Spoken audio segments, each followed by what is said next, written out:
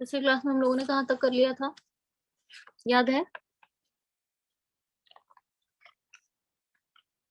Ma'am 4 parts के बारे में पढ़ रहे थे। इसके पार्ट्स के बारे में बेटा हम लोगों ने ये किया था ना, आपका आंसर क्या होता है कि हाँ सारे पार्ट्स क्या होते हैं, कितने टाइप के आंसर होते हैं, फिर Yes, लोब क्या होता है, हाँ लोब क्या होते हैं, माइक्रोस्पोरेंजिया क्या होते हैं, कितने लोब कितने माइक्रोस्पोरेंजिया होते हैं, ये सारी चीजें हम लोगों ने कर ली थी गरिमा। अंकिता ने तो क्लास नहीं अटेंड की थी, आपको याद आ रहा है? तो अब देखिए बेटा, इंटरनल स्ट्रक्चर ऑफ आंसर हम ये करेंगे स्टार्ट आज। इंटरनल स्ट्रक्चर, अब हम आंसर के अंदर का इंटरनल स्ट्रक्चर देखेंगे बेटा, ठीक है? तो TS of answer, TS of answer यानी ट्रांसवर्स सेक्शन ऑफ आंसर। अब आंसर को हाँ ट्रांसवर्सली जब काटते हैं तो हम क्या देखेंगे, जब हम आंसर को ट्रांसवर्सली काट रहे हैं, एक सेकेंड,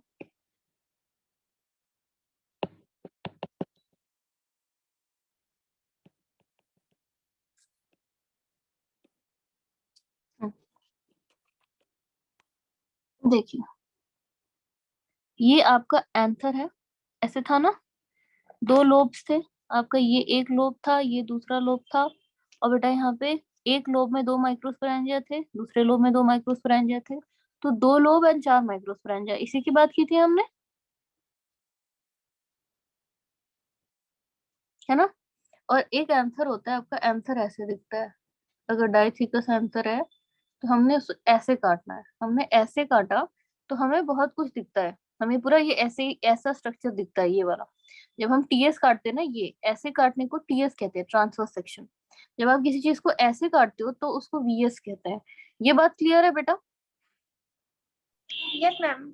हाँ, तो जब टीएस काटते हैं बेटा तो कुछ इस टाइप का स्ट्रक्चर दिखता है हमें, कुछ इस टाइप का स्ट्रक्चर दिखता है हमें, ठीक है? अब हम इसमें देखेंगे कि एक्चुअली में हमें दिख क्या रहा है, ठीक है? First, we will see layers of anther wall, and using the same diagram, we will try to understand the process of microsporogenesis. हमें एंथर में, एंथर हमारा डाइथिकस था, ऐसे था एंथर, उसको हमने काटा तो हमें इस टाइप का कुछ शेप दिखा, ऐसे दो लोब्स और अंदर में माइक्रोस्पोरेंजिया। तो एंथर की वॉल क्या होती है? जो माइक्रोस्पोरेंजिया है बेटा, दूसरे कलर से दिखाती हूँ, जो माइक्रोस्पोरेंजिया है वहां से लेकर जो एंथर का वॉल है बाहर तक का, ये बीच का डिस्टेंस, इसको कहेंगे एंथर वॉल, एंथर की वॉल कहेंगे कि नहीं कहेंगे? ये जो ब्लू से मैंने दिखाया है। Yes ma'am.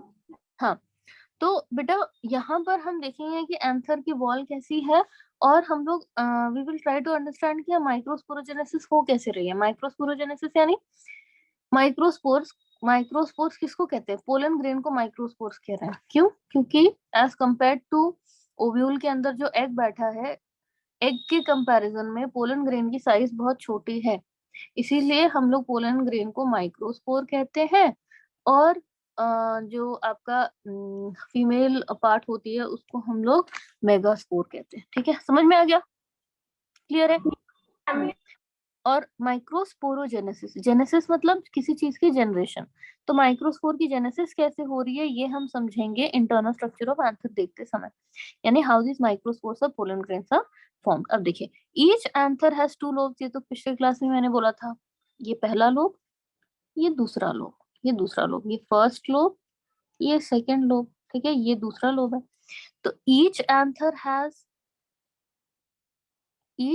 has two lobes and each lobe has two pollen sac like structures। इनको जब ये यंग हैं तो हम इन्हें माइक्रोस्पोरेंजिया कह रहे हैं। हर एंथर के पास दो लोब है और हर लोब में दो पोलन सैक हैं। इनको हम, गरिमा याद है पिछली बार मैंने क्लास में बोला था बेटा कि जब एंथर ग्रीन होता है, यंग रहता है, तो उस टाइम पे जो पोलन बनने वाली जगह को हम माइक्रोस्पोरेंजिया बोलते हैं। जैसे जैसे पोलन आपका एंथर मैच्योर होने लगता है, हम उसको पोलन सैक कहने लगते हैं, यानी माइक्रोस्पोरेंजिया को ही मेच्योरिटी के बाद हम पोलन सैक बोलते हैं। गरिमा याद आया? Yes ma'am. हाँ, अंकिता समझ में आ रहा है बेटा जो भी बोल रही हूँ? Yes ma'am. हाँ, तो एंथर वॉल क्या है बेटा? Area between pollen sac of microsporangium to the outer, आपका आउटर एरिया, यानी anther wall is made up of 4 different layer. मतलब यहाँ पे बोलने की क्या कोशिश कर रहा है, ये देखिए, ये आपका एंथर, आपका लोब है और उसमें माइक्रोस्पोरेंजिया है। तो एंथर वॉल क्या आएगी? Area between pollen sac, area between pollen sac to the outer area, outer area ये है, यहाँ से लेकर पोलन सैक की जो वॉल है उसके बीच में ये जो मैंने एरो दिखाया है इसी को हम कहते हैं एंथर वॉल। ठीक है, हम इस वाले एरिया को भी पढ़ने जा रहे हैं कि यहाँ पर क्या क्या मिलता है। ठीक है, मेरी बात समझ में आ रही है कि कौन सी जगह को हम पढ़ने जा रहे हैं बच्चों? Yes ma'am. चलो, तो बेटा फर्स्ट लेयर जो थी मैं एक बार आप लोगों को दिखा देती हूँ इसका डायग्राम। ये वाला डायग्राम दिख रहा है बच्चों? ठीक है ना, देखो डायग्राम। ये डायग्राम दिख रहा है बेटा, ये जो है अभी मैंने शेयर किया स्क्रीन पे, ये वाला डायग्राम दिख रहा है सबको?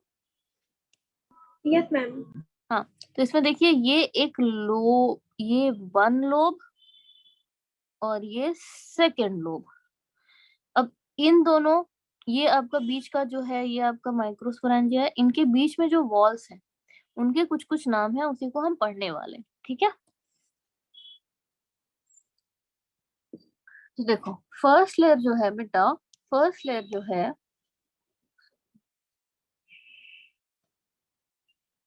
फर्स्ट लेयर जो है it consist of flat cells, single layer of cells known as epidermis. जो आपकी पहली लेयर है, जो सबसे बाहर जो लेयर है वो फ्लैट सेल की लेयर है। फ्लैट सेल्स है उसमें पूरे, और सिर्फ एक लेयर ऑफ सेल्स है, सिर्फ एक लेयर है, यानी डबल ट्रिपल लेयर आपको नहीं दिखेगी, सिर्फ एक लेयर है और वो भी फ्लैट सेल्स की लेयर है। ठीक है, और कौन आ गया? शिया आ गई बेटा। गुड इवनिंग शिया। चलिए, तो बेटा फ्लैट सेल्स की एक लेयर है, सिंगल लेयर है, और उसको हम एपिडर्मिस बोलते हैं। फ्लैट लेयर्स की, फ्लैट सेल्स की सिंगल लेयर जिसको हम एपिडर्मिस कह रहे हैं, और उसका मेजर काम क्या है? प्रोटेक्शन करना। यहाँ पर देखो, इस डायग्राम में देखो, इस डायग्राम में देखो, ये आपको दिख रहा है? ये आपको दिख रहा है? ये दिख रहा है? रुक जाओ मैं बदल देती हूँ। ये आपको दिख रहा है बेटा? ये फ्लैट सेल्स है ना, ये फ्लैट सेल्स है ना, फ्लैट सेल्स है और सिंगल लेयर है, यस ऐसा तो नहीं? मैम। हाँ, मैंने डबल लेयर तो नहीं दिखाया। फ्लैट सेल्स है और सिंगल लेयर है, फ्लैट सेल्स की सिंगल लेयर है। इस लेयर को हम क्या कहते हैं बच्चों? एपिडर्मिस। ठीक है, हम इसको क्या कहते हैं? एपिडर्मिस। एपिडर्म। हाँ, और इसका काम है प्रोटेक्शन करना, इसका काम है प्रोटेक्शन करना। ठीक है, प्रोटेक्शन कर रही है। ठीक है, सेकेंड लेयर क्या है? देखिए सेकेंड लेयर क्या है, सेकेंड लेयर यहाँ पे देखिए एंडोथीसियम दिया हुआ है, इसके बारे में पढ़ लेते हैं। एंडोथीसियम क्या है? बीनीथ दिस आपकी सेकेंड लेयर आती है जिसका नाम हम रखते हैं एंडोथीसियम। पहला लेयर है एपिडर्मिस, दूसरा लेयर है एंडोथीसियम। ठीक है, सेकेंड लेयर आती है एंडोथीसियम, ये भी एक लेयर की बनी हुई है, लेकिन यहाँ फ्लैट ना होके बेटा रेडियली अरेंज्ड सेल्स हैं जो कि बहुत कॉम्पैक्टली अरेंज्ड हैं। रेडियली अरेंज्ड मतलब दिखा देती हूँ एक बार, आप लोग फिगर देख लो, उसके बाद आपको अच्छे से समझ में आ जाएगा। रेडियली अरेंज्ड सेल्स आपको दिख रहा है? ये देखो तो जरा, ये देखो फ्लैट सेल्स नहीं है ना, आप देख रहे हो कैसे लंबे लंबे ऐसे ऐसे सेल्स है ना, ऐसे ऐसे सेल्स है, दिख रहा है सबको? मैम। वेरी गुड, नितिका भी आ गई, चलो गुड इवनिंग नितिका। तो देखो ये भी एक ही लेयर की है, आप ऐसे दो लेयर नहीं देख रहे बेटा। यानी एपिडर्मिस जो थी वो भी एक लेयर की फ्लैट सेल्स थी, एंडोथीसियम जो है वो रेडियली अरेंज्ड सेल्स है, यानी लंबे लंबे सेल्स है, वो भी एक ही लेयर के हैं। ठीक है, वो भी एक ही लेयर की है। ठीक है, ये हो गया हमारा एंडोथीसियम। ठीक है, ये हमारा हो गया एंडोथीसियम। अब एंडोथीसियम के बारे में देख लेते हैं क्या बोल रहे हैं। तो यहाँ पर क्या बोल रहे हैं बेटा? Endothecium it is made up of one layer of cells but these are radially arranged and they are compactly arranged, यानी बहुत पास पास है, बहुत पास पास, compactly arranged. In between these cells there are callose thickenings, यानी ये एक सेल है मान लीजिए, तो ये दूसरा सेल है, इसके बीच में आपकी कैलोज करके केमिकल है। ये अगर मैं रेड से बनाऊं, ये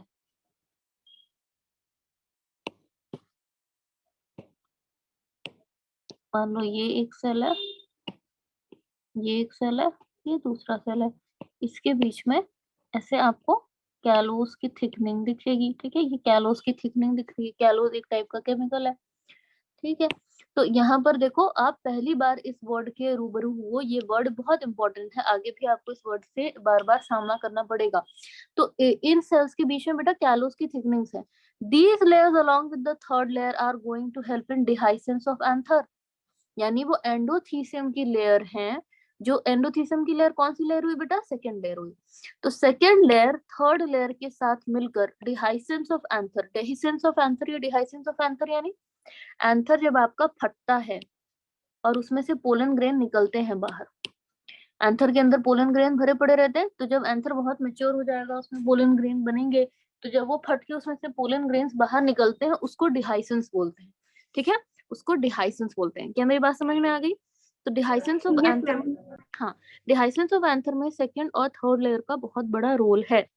ठीक है, तो अब थर्ड लेयर पे आते हैं बेटा। थर्ड लेयर क्या है? उसको हम मिडिल लेयर बोलते हैं। ठीक है, उसका नाम है मिडिल लेयर। ये 3 से 4 लेयर की बनी होती है। ध्यान देने वाली बात है कि एपिडर्मिस एक लेयर का बना था, एंडोथीसियम एक लेयर का बना था। एपिडर्मिस में फ्लैट सेल्स थे, एंडोथीसियम में रेडियली अरेंज्ड सेल्स थे जो कि बहुत पास पास थे, उनमें कैलोस की थिकनेस थी। ठीक है, ये एक प्रकार का केमिकल है जो उनके बीच में कैलोस रहती है। थर्ड लेयर जो है वो 3 से 4 लेयर की बनी हुई है, ये एक लेयर की नहीं है। यहाँ से 3 से 4 लेयर आ गए। किसके बेटा? पेरेन्काइमाटस सेल्स। पेरेन्काइमाटस सेल्स अगर आपने 9th स्टैंडर्ड में पढ़ा होगा, आपके सिंपल परमानेंट टिश्यू में आता है पेरेन्काइमा, कोलेनकाइमा, स्क्लेरेन्काइमा। तो उसमें पेरेन्काइमा सबसे ज्यादा लूजली अरेंज होता है, सबसे पतली थिन सेल वॉल इसी की होती है। ठीक है, कोलेनकाइमा में सेल वॉल थोड़ी सी ज्यादा थिक होती है, स्क्लेरेन्काइमा में तो बहुत ही ज्यादा डेड होती है, बहुत भयंकर थिक होती है। तो पेरेन्काइमा बहुत ही पतली से थिन सेल वॉल होता है और अच्छा भी होता है। ठीक है, तो 3 से 4 लेयर की बेटा पेरेन्काइमाटस सेल्स की बनी हुई लूजली अरेंज्ड पेरेन्काइमाटस सेल्स की लेयर थर्ड लेयर, जो 3 से 4 लेयर की बनी हुई। ठीक है, these 3 layers are going to help with dehiscence of anther. इधर भी बोला गया था कि एंडोथीसियम जो सेकंड लेयर है वो आपकी थर्ड लेयर के साथ मिलकर एंथर के डिहाइसेंस में हेल्प करती है, यानी पोलन ग्रेन के डिहाइसेंस में हेल्प करती है। ठीक है, तो एक बार इसका आप लोग फिगर देख लो, तीसरे लेयर का। तीसरे लेयर का फिगर देखना जरा बेटा, ये देखो। इधर आपकी फर्स्ट लेयर थी एपिडर्मिस, सेकंड लेयर थी एंडोथीसियम। थर्ड लेयर देखना, यहाँ मैंने 3 लेयर की बनाई है ना, 3 लेयर की बनाई है, इसी को कह रहे हैं मिडिल लेयर। दिख रही है बेटा कितने सारे लेयर्स की बनी है? ये देखो मिडिल लेयर, 3 to 4 लेयर। ठीक है ना, समझ में आ गई बात? Yes ma'am. Yes ma'am. Good. तो अभी यहीं पर याद कर लो, बाद में जाके खोल के दिक्कत करने की क्या जरूरत है। यहीं पे याद कर लो, पहला लेयर एपिडर्मिस, दूसरा लेयर एंडोथीसियम, तीसरा layer middle layer. Middle layer में 3 से 4 लेयर है, एंडोथीसियम एपिडर्मिस में एक लेयर सेल्स है, एंडोथीसियम में भी एक लेयर सेल्स, बस शेप डिफरेंट है। ठीक है, और एंडोथीसियम और मिडिल लेयर डिहाइसेंस ऑफ एंथर में, यहाँ पे देखिए इतने सारे पोलन भरेंगे ना, ये देखिए लास्ट में पोलन ग्रेन ये बन रहा है, पोलन ग्रेन। तो जब ये फटेगा ना, तो कहाँ से फटेगा? इस वाले पॉइंट से फटेगा, इसको, इस वाले पॉइंट को पॉइंट ऑफ डिहाइसेंस बोलते हैं। देखिए मैं नीचे आपका डी जूम कर रही हूँ, ये देखिए पॉइंट ऑफ डिहाइसेंस मैंने लिखा है ना, पॉइंट ऑफ डिहाइसेंस। यानी होता क्या है, देखिए पहले मैं पढ़ देती हूँ, फिर आपको इजी हो जाएगा समझना। होता क्या है, these 3 layers are going to help with dehiscence of anther। 3 layer मतलब मिडिल लेयर की जो 3 से 4 लेयर है, और एंडोथीसियम की थर्ड मतलब सेकंड लेयर और थर्ड लेयर आपके एंथर के डिहाइसेंस में हेल्प करती है। आपके एंथर में ना एक पॉइंट होता है जिसको पॉइंट ऑफ डिहाइसेंस बोलते हैं, जो मैंने अभी आप लोगों को दिखाया, एरो करके दिखाया ना, पॉइंट ऑफ डिहाइसेंस। होता क्या है, उस पॉइंट ऑफ डिहाइसेंस पर एंथर फटता है, एंथर वहां उस पॉइंट पे बेटा रप्चर करता है। होता क्या है कि जब एंथर मैच्योर हो रहा है, ठीक है, एंथर पहले यंग था, ग्रीन था, जब एंथर मैच्योर होता है तो first 3 layers become fibrous. First 3 layers कौन कौन थी बच्चों? पहला था एपिडर्मिस, दूसरा था एंडोथीसियम, तीसरा था मिडिल लेयर, यही था। ये तीनों बेटा फाइब्रस हो जाती हैं। फाइब्रस मतलब एकदम कड़ी हो जाएंगी, कड़ी।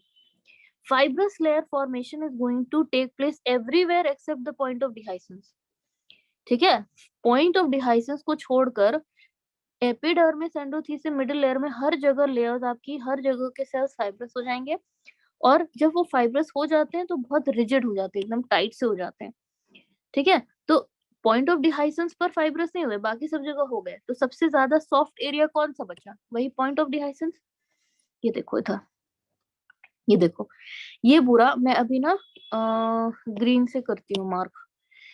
ये पॉइंट ऑफ डिहाइसेंस ये है, यानी यहाँ ये वाला एरिया भी पॉइंट ऑफ डिहाइसेंस है।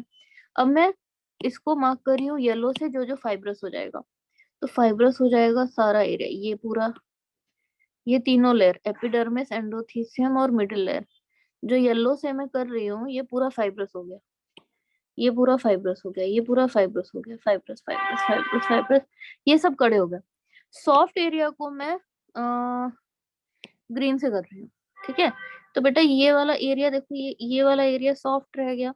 तो आप मुझे बताओ अगर इसको फटना होगा तो कौन से एरिया से फटेगा, हार्ड से कि सॉफ्ट से? सॉफ्ट एरिया से। Very good. तो इसी एरिया से बेटा एंथर आपके फट जाते हैं, यही एरिया है जहां से वो ऐसे ये वाला अलग, ये वाला अलग, और इसी एरिया से सारे जो पोलन ग्रेन है यहाँ से निकलते हैं। तो point of dehiscence is the point जहां से आपके एंथर बाहर निकल रहे हैं। और पॉइंट ऑफ डिहाइसेंस पे आपके जो बाद में जब एंथर मेच्योर हो जाता है वहां पे सेल्स बाद में भी सॉफ्ट रहते हैं। बाकी जगह मेच्योर एंथर में बाकी जगह फर्स्ट 3 लेयर्स फाइब्रस हो जाती हैं, पॉइंट ऑफ डिहाइसेंस की जगह पे नहीं होती है। तो वहां सॉफ्ट रहता है, इससे वहां से आपका एंथर रप्चर करता है और पोलन ग्रेन बाहर निकलती है। क्लियर है बच्चों जितना अभी तक बताया? Yes ma'am. ठीक है, किसी को कोई दिक्कत चारों को? No ma'am. Okay good. तो अब आ जाते हैं इनर मोस्ट लेयर पे। इनर मोस्ट लेयर भला हमारी कौन सी हो गई? इनर मोस्ट लेयर हो गई बेटा टैपेटम। ये बहुत ही स्पेशल लेयर है और इसके बारे में अगर कोई बोर्ड दे रहा है तो उसमें भी पूछा जा सकता है, नीट के पर्पज से तो बहुत ही ज्यादा इंपॉर्टेंट है। इनर मोस्ट लेयर बहुत इंपॉर्टेंट है, उसको हम टैपेटम कहते हैं। कई बार आप लोगों ने ये नाम सुना भी होगा। पहला लेयर एपिडर्मिस का सिंगल लेयर थी फ्लैट सेल्स की। दूसरा layer endothecium radially arranged compact cells की लेयर थी, वो भी सिंगल लेयर ही थी। तीसरा लेयर मिडिल लेयर 3 से 4 लेयर की थी। और चौथा लेयर हमारा टैपेटम। अब ये टैपेटम करता क्या है बेटा? Cells of inner most layer are यार पिरामिड। हाँ, तो आप जब देखोगे तो आप देखोगे कि टैपेटम के जो सेल्स हैं वो ऐसे पिरामिड शेप के हैं। पिरामिड देखा, मैं उल्टा पिरामिड बना रही हूँ। पिरामिड ऐसा होता है ना, इजिप्ट के पिरामिड देखिए बेटा, ऐसे होता है ना, triangle triangle pyramid. Yes ma'am. हाँ, तो टैपेटम के सेल्स भी ना आपको ऐसे ही ट्रायंगुलर पिरामिड शेप के दिखेंगे।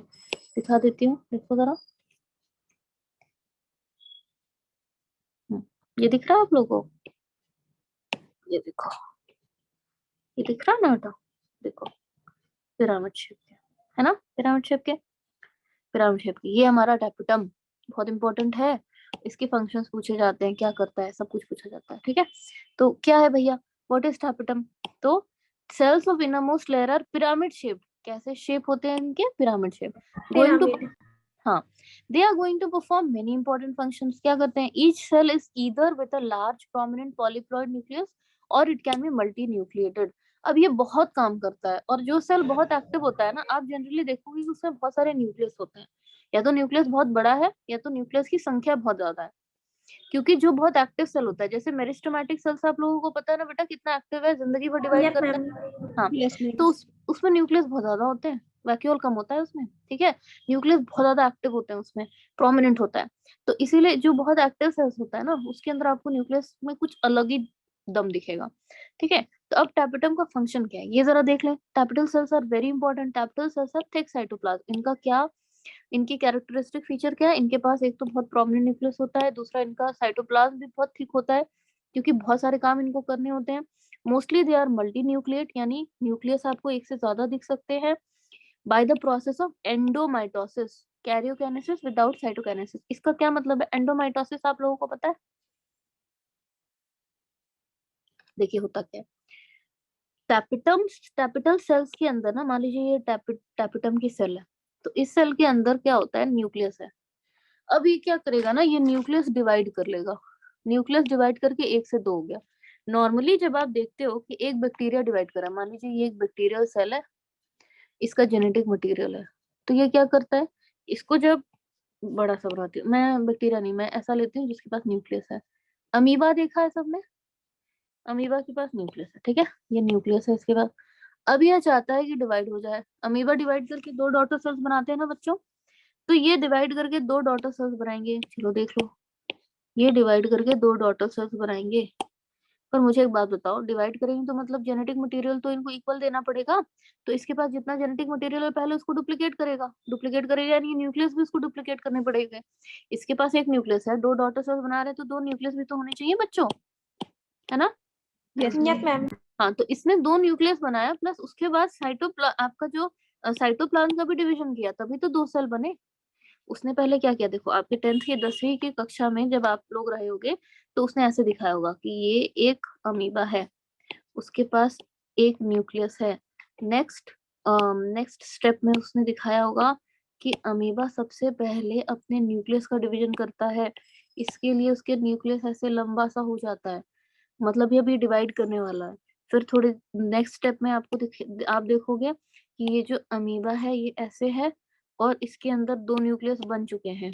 ठीक है, 2 न्यूक्लियस बन गए हैं। अब ये अमीबा नेक्स्ट स्टेप में बेटा क्या देखोगे आप, नेक्स्ट स्टेप में ये दिखाते हैं कि ये अमीबा अब बीच में एक साइटोप्लाज्म की दीवार खड़ा कर चुका है। ये अमीबा साइटोप्लाज्म की दीवार खड़ा कर चुका है, यानी अब न्यूक्लियस डिवीजन के बाद ये साइटोप्लाज्म की डिवीजन कर रहा है। साइटोप्लाज्म की डिवीजन करने के बाद लास्ट स्टेप जो है वो अमीबा का ऐसा रहेगा कि ये अलग अमीबा विद अलग न्यूक्लियस, ये अलग अमीबा विद अलग न्यूक्लियस। तो आपने देखा बेटा कि कैसे ये सबसे पहले न्यूक्लियस की डिवीजन कर रहा है, न्यूक्लियस की डिवीजन कर रहा है, और न्यूक्लियस की डिवीजन करने को कैरियोकाइनेसिस कहते हैं। कैरियोकाइनेसिस मतलब division karyokinesis, of nucleus. Very good. Kinesis मतलब डिवीजन, कैरियन शब्द आपका ग्रीक वर्ड है, न्यूक्लियस को डिनोट करता है। तो कैरियोकाइनेसिस पहले हो रही है बेटा, और साइटोकाइनेसिस बाद में हो रही है। साइटोकाइनेसिस यानी साइटोप्लाज्म की डिवीजन बाद में हो रही है। तो एंडोमाइटोसिस हम उस प्रोसेस को कहते हैं जब कैरियोकाइनेसिस तो हो जाती है पर साइटोकाइनेसिस होती नहीं। अगर मान लीजिए यहाँ पर अमीबा का मन होता कि जैसे ही आपका कैरियोकाइनेसिस हुआ ना, अमीबा ने डिसाइड किया कि मैं साइटोकाइनेसिस करूंगा नहीं, कैरोकाइनेसिस हो गई, मैं अब साइटोकाइनेसिस नहीं करूंगा, साइटोकाइनेसिस नहीं करेगा, तो एज अ रिजल्ट क्या होगा बेटा कि ये अमीबा है, इसके पास 2 न्यूक्लियस रहेंगे एक ही सेल में। यही होगा, यही होगा, यही होगा ना, अगर इसने अपने साइटोप्लाज्म की यस डिवीजन। मैम। तो बेटा टैपिटम के सेल्स में भी यही होता है और इसी को हम एंडोमाइटोसिस कहते हैं। टैपिटम के सेल में ये न्यूक्लियस का डिवीजन करते रहता है बट साइटोप्लाज्म को डिवाइड ही नहीं करता। जब साइटोप्लाज्म को डिवाइड नहीं करेगा तो मल्टी न्यूक्लिएट कंडीशन आ जाएगी कि नहीं आ जाएगी बच्चों, आ जाएगी यस ना। मैम। यस हाँ, मैम। तो वही बेटा मल्टी न्यूक्लिएट कंडीशन यहाँ पे आई है bye the process of एंडोमाइटोसिस। एंडोमाइटोसिस biology में वो टर्म है जहां पर हम बोलते हैं कि कैरोकाइनेसिस तो हो गई बट साइटोकाइनेसिस नहीं हो पाई। ठीक है, और इस वजह से टैपिटम के सेल्स जो है वो मल्टी न्यूक्लिएट होते हैं, उनका साइटोप्लाज्म थिक होता है। I hope I am clear. ठीक है, तो अब जाते हैं इसके नेक्स्ट फंक्शन के पास। बेटा इसका फंक्शन क्या है, क्या करता है, tapetum is a nutritive layer. आप मुझे बताओ कि आपको जब ये मैंने डायग्राम दिखाया तो आपको क्या दिखा, इस डायग्राम में आपको ये साफ साफ नजर आ रहा है बच्चों, एक सेकेंड, हाँ, इस डायग्राम में आपको ये साफ साफ नजर आ रहा है कि अंदर माइक्रोस्पोरेंजिया की, जो बाद में पोलन सैक कहे जाएंगे, ये माइक्रोस्पोरेंजिया जो है उसकी लेयर से लगा हुआ है टैपिटम सेल्स, और अंदर में जो सेल्स हैं वही बाद में देखो, वही बाद में जाके पोलन ग्रेन बन रहा है ना। तो पोलन ग्रेन बनने में उनको कुछ तो न्यूट्रिशन देने की जरूरत पड़ती है, तो वो सारा न्यूट्रिशन, हाँ, वो सारा न्यूट्रिशन कौन दे रहा होता है बच्चों, टैपिटम। ठीक है, टेपिटम। वेरी गुड, टैपिटम ही न्यूट्रिशन दे रहा होता है, ये इसका वन ऑफ द फंक्शन है। टैपिटम इतना टैलेंटेड है, इसके मल्टी फंक्शन है। तो एक फंक्शन क्या है बेटा, न्यूट्रिटिव लेयर की तरह काम कर रहा है। It provides nourishment to the developing microspores. Microspores क्या हो गए हमारे, pollen grain. Inner to the tapetum, tapetum के अंदर आपको माइक्रोस्पोर्स दिख रहे हैं ना, जो बाद में जाके पोलन ग्रेन कहलाएंगे। माइक्रोस्पोरेंजियम, हाँ, अभी हम उस लेयर को माइक्रोस्पोरेंजियम कह रहे हैं, माइक्रोस्पोरेंजिया कह रहे हैं ना, जिसके अंदर माइक्रोस्पोर्स हैं। अभी थोड़े दिन बाद हम इसी माइक्रोस्पोरेंजिया को हम क्या कहने लग जाएंगे, पोलन सैक। और पोलन सैक के अंदर क्या मिलेंगे आपको, पोलन ग्रेन्स। तो इनके अलग अलग नाम अलग अलग स्टेज पे हैं। जब यंग एंथर है तो जो पोलन सैक है उसको हम माइक्रोस्पोरेंजिया बोल रहे हैं, और उसके अंदर जो सेल्स हैं उनको हम माइक्रोस्पोर्स बोल रहे हैं। पर वही यंग एंथर जब मैच्योर हो जा रहा है तो हम माइक्रोस्पोरेंजिया को पोलन सैक कह रहे हैं, और उसके अंदर के जो आपके फाइनली माइक्रोस्पोर से जो बन गए हमारे मेल गेमिटोफाइट, उनको हम पोलन ग्रेन्स कह रहे हैं। क्या क्लियर है। Yes ma'am. हाँ बच्चों ये, हाँ बेटा इस इन इन सब टर्म्स में ना कंफ्यूज मैम मत ये हो। सेंटेंस एक बार फिर से रिपीट कर दीजिए। गुड गुड, मैं बताती हूँ, अभी रुक जाओ, एक सेकंड रुक जाओ, मैं व्हाइट बोर्ड पे बताती हूँ। देखिए होता क्या है कि एक एंथर है, ये मैंने बताया था ना कि ये एक लोब है, ये एक लोब है बेटा, फर्स्ट लोब, ये दूसरी लोब है। एक लोब के अंदर 2 माइक्रोस्पोरेंजिया, दूसरी लोब के अंदर 2 माइक्रोस्पोरेंजिया, तो 2 लोब के अंदर 4 माइक्रोस्पोरेंजिया। माइक्रोस्पोरेंजिया शब्द से आपको बहुत कंफ्यूज करने का कोशिश करेगा नीट। माइक्रोस्पोरेंजिया हम कब यूज करते हैं, जब एंथर आपका हरा हरा है, ग्रीन है, तो उस समय जहां इस वाले जो ये एरिया है ना, ये रेड रेड मैंने बनाया, इनको हम माइक्रोस्पोरेंजिया बोलते हैं। और उस टाइम पे इसके अंदर जो सेल्स भरे रहते हैं हम उनको माइक्रोस्पोर कहते हैं। माइक्रोस्पोरेंजिया के अंदर जो सेल्स भरे हैं हम उनको माइक्रोस्पोर्स कहते हैं। और जैसे जैसे ये एंथर मैच्योर करेगा, हरा से आपका ब्राउनिश कलर का, ऑरेंजिश कलर का हो जाएगा, तब हम इस माइक्रोस्पोरेंजिया को, यानी इस वाले एरिया को हम पोलन सैक कहने लगेंगे। यानी वो बोरी या वो सैक जिसके अंदर आपको माइक्रोस्पोर्स पहले थे, ठीक है, अब वो मैच्योर होके क्या बन चुके हैं, पोलन ग्रेन्स।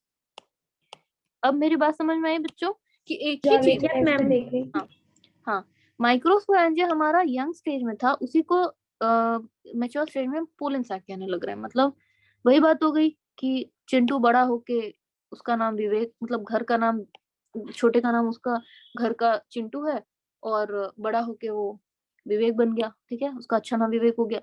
तो वही है कि नाम एक ही है बट स्टेजेस का डिफरेंस है। जब इमेच्योर था एंथर तो माइक्रोस्पोरेंजिया कह रहे थे, जब मैच्योर हो गया तो पोलन सैक कहने लगे। जब माइक्रोस्पोरेंजिया के अंदर जो सेल्स थे उनको माइक्रोस्पोर्स कह रहे थे, और जब वो बड़े हो गए तो हम, जब वो मैच्योर हो गए, पोलन ग्रेन बन गए, तो हम उनको पोलन ग्रेन कहने लग गए। समझ में आ गया बेटा? Yes ma'am. गुड। चलो, तो यहाँ पर आ जाते हैं हम फंक्शंस ऑफ टैपेटम में। न्यूट्रिटिव लेयर की तरह काम करते हैं, न्यूट्रिटिव लेयर की तरह काम करते हैं।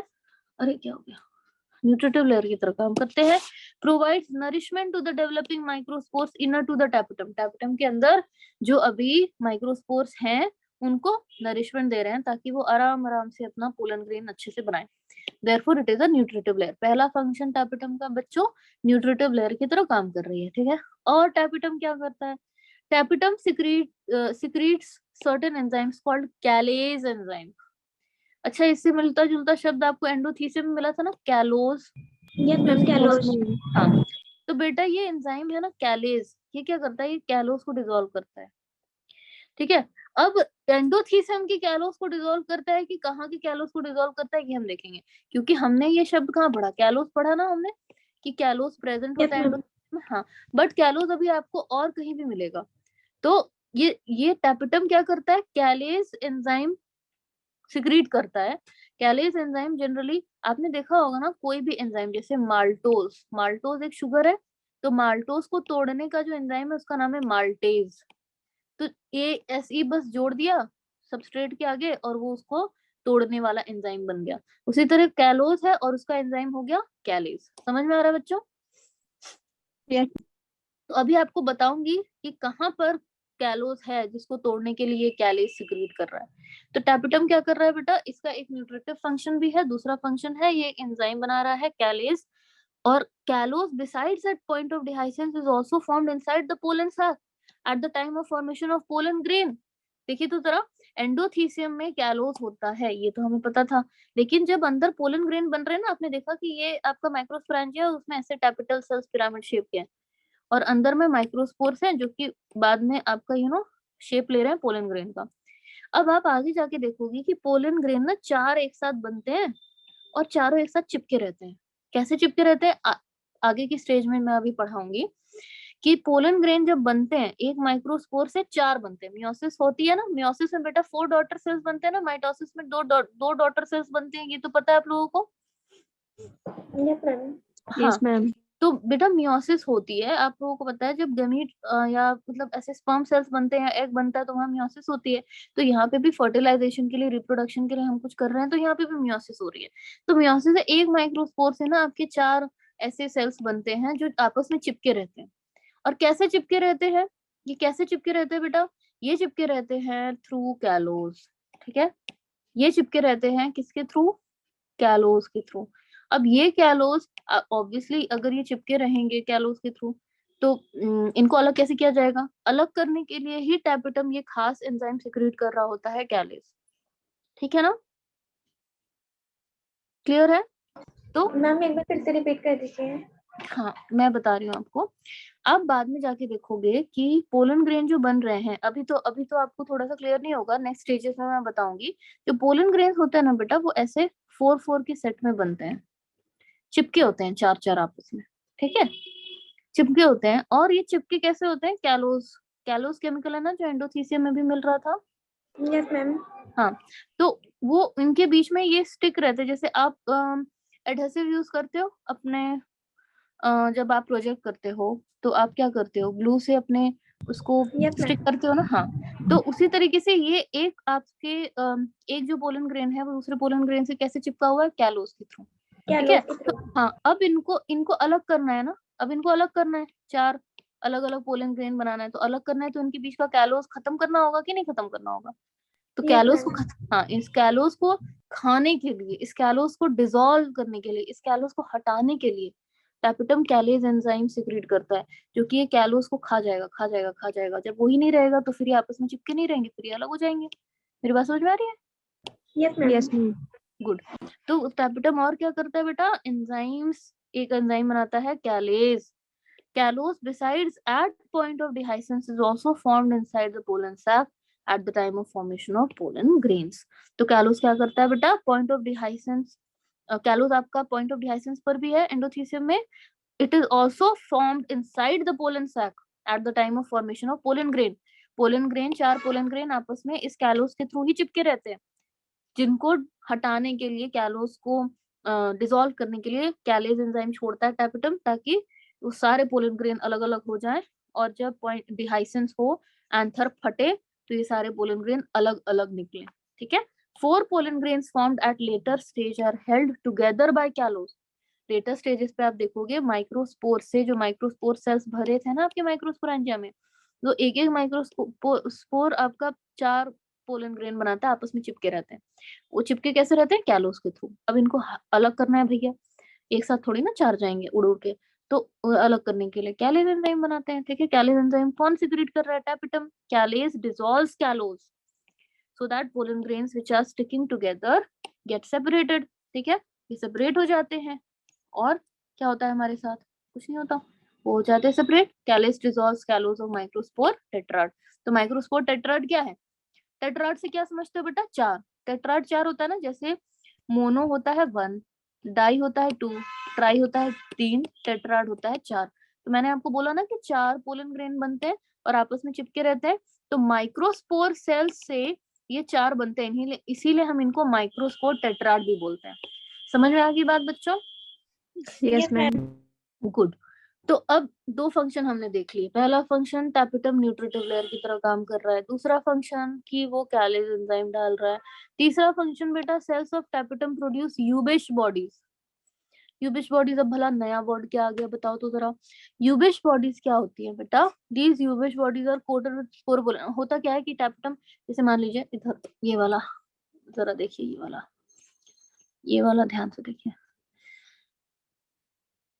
जब ये तैयार कर रहा होता है ना, माइक्रोस्पोर्स को नरिश कर रहा होता है, ये सारे माइक्रोस्पोर्स हैं, इनको नरिश कर रहा है कि तुम डेवलप हो जाओ पोलन ग्रेन में। तो देखो फिर माइक्रोस्पोर सेल्स 1 से 4 हो गए, ये 1 2 3, और पीछे वाला सेल सत्यमेव जयते का एम्बलम देखा है, 3 शेर आगे दिखते हैं और चौथा वाला शेर पीछे नहीं दिखता ना, पॉइंट्स वगैरह यस में। मैम।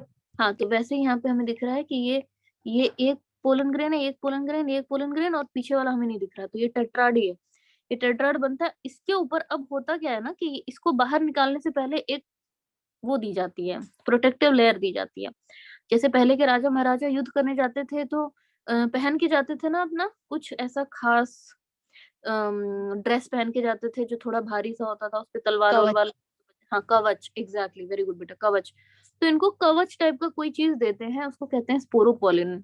अभी आप स्पोरोपोलिन की खासियत देखोगे, ये स्पोरोपोलिन जब इनको देते हैं ना, तो ये एकदम योद्धा बन जाते हैं, तब इनका कोई कुछ नहीं बिगाड़ सकता।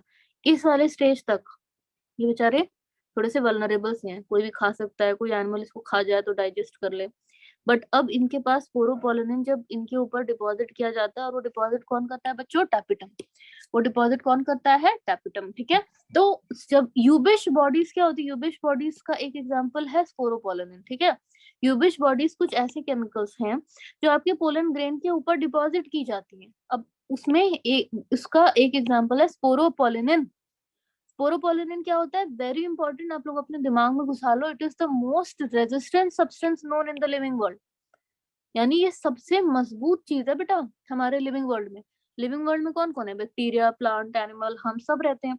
लिविंग वर्ल्ड में सबसे रेजिस्टेंट, रेजिस्टेंट मतलब सबसे मजबूत, इसका कोई कुछ उखाड़ नहीं सकता। इस पे कितना भी एसिड डालो ये नहीं डिसॉल्व होगा, इसके ऊपर कुछ भी डालो, इसको एसिड में घुसा दो, इसको एल्कली में घुसा दो, ये जो इसकी स्पोरोपोलिनिन की लेयर है ना, जो हमने पोलन ग्रेन के ऊपर ऐसे लगा के रखी है क्राउन की तरह, ये डिसॉल्व ही नहीं होगी, ये इतना स्ट्रांग होता है।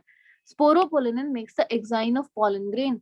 आप अभी एक्साइन इंटाइन भी मैं पढ़ाऊंगी, अभी एक साथ इतना कंफ्यूज मत हो जाना। पोलन ग्रेन की एक्साइन होती है आउटर लेयर, ठीक है। तो स्पोरोपोलिनिन उसमें हेल्प करता है। होता क्या है कि मान लीजिए ये पोलन ग्रेन कहीं गिर गया, अब होता क्या है, किसी जानवर ने इसे खा लिया, आपको पता है वो जानवर खाएगा तो उसके डाइजेस्टिव सिस्टम में जाएगा। डाइजेस्टिव सिस्टम में क्या क्या होता है बेटा, HCl होता है ना, कितने सारे एसिड्स होते हैं, कितने सारे एंजाइम्स होते हैं जो पोलन ग्रेन को वो कर सकते हैं, डिसॉल्व कर सकते हैं, खत्म कर सकते हैं। कोई चिड़िया ही खा ले, ठीक है, तो इतनी मेहनत से ये बना रहा है, तो ऐसे कोई खा लेगा तो बड़ा दिक्कत है। तो आप देखोगे कि ये चिड़िया खा ली अगर पोलन ग्रेन को, तो वो एक्सक्रीटा से उसके जब वो बाहर निकलता है तो वो वैसी का वैसी निकलता है, ये पचता ही नहीं है, ये डाइजेस्ट ही नहीं होता है। वाई, बिकॉज ऑफ स्पोरोपोलिन, जो उसके ऊपर टैपिटम ने एक लेयर डाल दी है ना स्पोरोपोलिन की, ये इतना टफ रेजिस्टेंट सब्सटेंस है कि ये इसको डाइजेस्ट भी नहीं होने देता कहीं। अब मेरी बात समझ में आ रही है, इसकी प्रोटेक्शन के लिए सब किया गया है। समझ में आया बेटा? Yes, चार ma'am. को, Yes, हाँ, ma'am. Very good. तो अभी तक हमने 3 पॉइंट्स किए टैपिटम का। एक तो वो न्यूट्रिटिव लेयर की तरह काम कर रहा है, दूसरा वो कैलीज एंजाइम छोड़ रहा है जो 4 पोलन ग्रेन जो आपस में चिपके हुए हैं कैलोस के थ्रू, कैलोस को डिसॉल्व डिसॉल्व कर कर, लेते हैं। हाँ। और तीसरा बेटा यूबिश बॉडी स्पोरोपोलिन डाल रहा है पोलन ग्रेन के ऊपर, सबसे रेजिस्टेंट सब्सटेंस है लिविंग वर्ल्ड में स्पोरोपोलिन, और स्पोरोपोलिन ही आपके पोलन ग्रेन का एंजाइम बनाता है। चौथा फंक्शन टैपिटम का, it helps in formation of pollen kit. अब देखिए पोलन किट सब में नहीं होता। आप सबने गुड़हल का फूल देखा है जो काली माँ की पूजा में यूज होता है, Yes, जो ma'am. दवा की पूजा में, Yes, हाँ, ma'am. चाइना रोज कहते हैं, बहुत फेमस है ये तो। हमने कितनी बार इसमें कुछ एक्सपेरिमेंट्स वगैरह किए हैं, तो उसमें Yes, आपने ma'am. देखा है, हाँ, उसका जो एंथर है बेटा, आप उसको अपने स्वेटर या फिर अपने हाथ पे देखा है, वो एकदम पीला पीला कलर का डिपॉजिट हो जाता है। Yes, ma'am. येलो कलर का। हाँ हाँ, येलो कलर का। और ऐसा आप देखोगे कि जनरली आपको इस टाइप का और दूसरे फ्लावर्स में नहीं दिखेगा कि इस तरह से आपके हाथ पे लग जाए या पूरा फैल जाए या हर जगह येलो येलो की तरह लग जाए, ऐसा आप दूसरे फ्लावर्स के साथ नहीं देखोगे। तो कुछ ही में आपका टैपिटम पोलन किट बनाता है। पोलन किट क्या होता है, pollen kit is not formed in all types of flowers. In hibiscus और चाइना रोज, जिसको गुड़हल का फूल बोलते हैं, we notice a yellow powdery substance sticks to our skin on coming in contact with the flower, that actually is pollen kit. अब समझ में आया पोलन किट क्या होता है बच्चों? Yes, ma'am. ठीक है। तो टैपिटम चार चार इसके फंक्शंस होते हैं। एनसीईआरटी की रीडिंग भी हम करेंगे तो कोई दिक्कत नहीं है। सबसे पहले ये न्यूट्रिशन देता है, दूसरा ये कैलेज एंजाइम प्रोड्यूस करता है, तीसरा ये स्पोरोपोलिन डालता है पोलन ग्रेन के ऊपर, चौथा किसी किसी फ्लावर में पोलन किट बनाता है। अब ये इंपॉर्टेंट नहीं है, this is not in your syllabus, so let's not, इसको पढ़ा नहीं जाए, ठीक है। आगे बढ़ते हैं। इनर टू टैपिटम बेटा, inner to tapetum are cells which are tightly packed which later on help in the formation of pollen grain। अब ये 4 लेयर होगी। पहली लेयर क्या थी बेटा, एपिडर्मिस, जो कि एक लेयर की बनी थी और फ्लैट सेल्स की थी। एंडोथीसियम, जो वो भी एक लेयर की बनी हुई थी बट रेडियली अरेंज थे, लंबे लंबे सेल्स थे, ठीक है। और एंडोथीसियम में जो सेल्स थे उनके बीच में कैलोस था। फिर आ जाता था हमारा तीसरा लेयर जिसको मिडिल लेयर बोलते मिडल थे। लेयर। Very good. ये 3 से 4 लेयर की थी, ठीक है, 3 से 4 लेयर की थी। और ये तीनों लेयर, एपिडर्मिस, एंडोथीसियम और मिडिल लेयर, ये तीनों फाइब्रस हो जाते थे मैच्योर एंथर्स में। बस इस पॉइंट पे फाइब्रस नहीं होते थे, इसको हम पॉइंट ऑफ डिहाइसेंस बोलते हैं। और यहाँ पे सॉफ्ट रहते थे, इसकी वजह से आंसर इसी पॉइंट से फट जाता था, ठीक है ना, समझ में आ गया। और चौथी लेयर थी बेटा हमारी टैपिटम, चौथी लेयर है हमारी टैपिटम, ठीक है। अब टैपिटम के अंदर क्या है, टैपिटम के अंदर क्या है, टैपिटम वाली लेयर के अंदर क्या है, ये सारे लेयर्स क्या हैं बेटा, these are tightly packed cells which later on help in the formation of pollen grain. यही सेल्स आगे चलकर पोलन ग्रेन बनाएंगे। अभी हम इनको माइक्रोस्पोर्स कह रहे हैं, या हम इनको आर्किस्पोरियल सेल्स बोलते हैं, या sporogenous sales capable of producing spores, यानी माइक्रोस्पोर्स। या पोलन ग्रेन बनाने की काबिलियत रखते हैं। टैपिटम के अंदर जो सेल्स हैं वो सारे क्या बनाते हैं, बाद में जाके पोलन ग्रेन बनाते हैं। ठीक है, क्लियर है इतना? Yes, ma'am. हाँ, तो यहाँ पे मैंने आप लोगों को बोला कि ये वाला जो स्ट्रक्चर था, ये वाला जो ग्रीन कलर का ये गोल सा, इसको हम माइक्रोस्पोरेंजियम बोलते हैं या माइक्रोस्पोरेंजिया बोलते हैं। और इसके अंदर जो सेल्स भरे पड़े हैं टैपिटम को छोड़कर, टैपिटम के अंदर जो सेल्स भरे हैं उनको आर्किस्पोरियल सेल्स भी कभी कभी कहते हैं। तो कंफ्यूज मत होइएगा, वैसे मुझे लगता नहीं है, पहले पूछते थे एक्स्ट्रा एक्स्ट्रा, अब तो सिर्फ एनसीईआरटी की लाइंस पूछते हैं, तो अब नहीं भी याद करोगे तो चलेगा। Archesporial cells help in formation of microspores or pollen grains. ठीक है, this is structure of young anther. अब ये young anther का structure है। अब as anther grows microsporangium will also grow। अब एक मुझे एक बात बताओ, जैसे जैसे anther mature करेगा ये माइक्रोस्पोरेंजियम का सेल साइज भी तो बढ़ता जाएगा। अभी ये इतने साइज का है, फिर और बड़ा नहीं होगा, बड़ा होगा ये। Yes, ma'am. हाँ, और आप एक बात और ध्यान रखना बेटा कि इसके अंदर जो सेल्स हैं, ये मान लीजिए 25 सेल्स, 25 सेल्स है, 25 सेल्स जो माइक्रोस्पोर्स हैं या आर्किस्पोरियल सेल्स जिसमें भरा पड़ा है टैपिटम के अंदर। मान लीजिए 25 सेल्स में से 20 ही डिसाइड करते हैं कि हम पोलन ग्रेन बनाएंगे, और मैंने आप लोगों को क्या बोला कि ये एक एक सेल मियोसिस करेगा और एक सेल क्या बनाएगा बेटा, 4 सेल बनाएगा ना, जो Yes, आपस में ma'am. चिपके 4 रहेंगे। total हाँ cells.